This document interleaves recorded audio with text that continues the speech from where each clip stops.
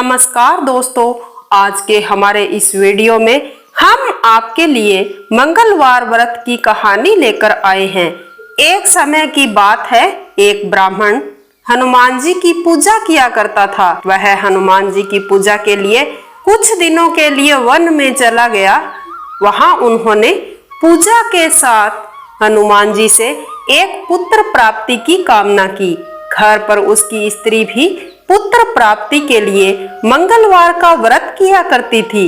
वह मंगलवार के दिन व्रत के अंत में हनुमान जी को भोग लगाकर ही भोजन किया करती थी। एक बार व्रत के दिन ब्राह्मणी भोजन ना बना पाई और ना ही हनुमान जी को भोग लगा सकी।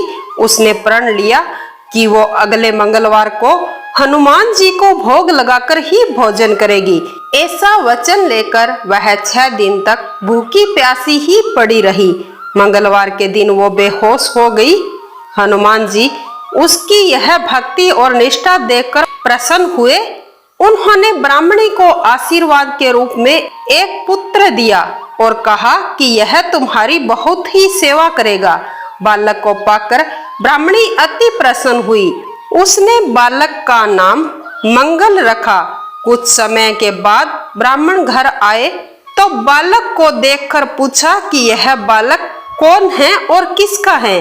पत्नी बोली, मंगलवार व्रत से प्रसन्न होकर हनुमान जी ने यह बालक मुझे दिया है। ब्राह्मण को अपनी पत्नी की बात पर विश्वास नहीं हुआ। ब्राह्मण हर रोज कुएं के ऊपर पानी भरने जाता था।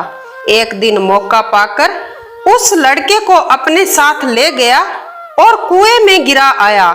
घर लौटने पर ब्राह्मणी ने पूछा कि मंगल कहाँ है, तो ब्राह्मण ने कुछ जवाब नहीं दिया। थोड़ी ही देर में ब्राह्मणी क्या देखती हैं कि मंगल मुस्कुराता हुआ उनके आंगन में आ खड़ा हुआ। उसे वापस देखकर ब्राह्मण को यह आश्चर्य हुआ कि अभी अभी तो मैं इसे कुएं में डालकर आया था और यह यहाँ कैसे पहुँच गया।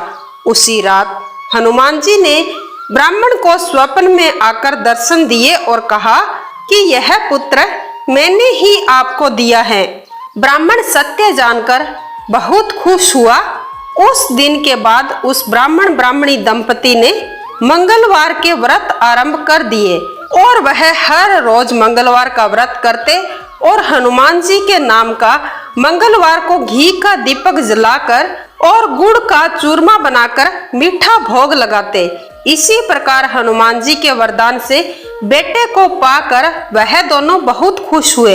इसी प्रकार खुशी खुशी दोनों अपना जीवन यापन करने लगे। तो दोस्तों, आज की कहानी अगर आपको अच्छी लगी है तो इसे लाइक करना, अपने दोस्तों के साथ शेयर करना और हमारे YouTube चैनल व्रत पूजन त्योहार को सब्सक्राइब करना न भूलें। इसी के साथ ही हम आपसे विदा लेते हैं। वंदे मातरम। जय श्री कृष्णा।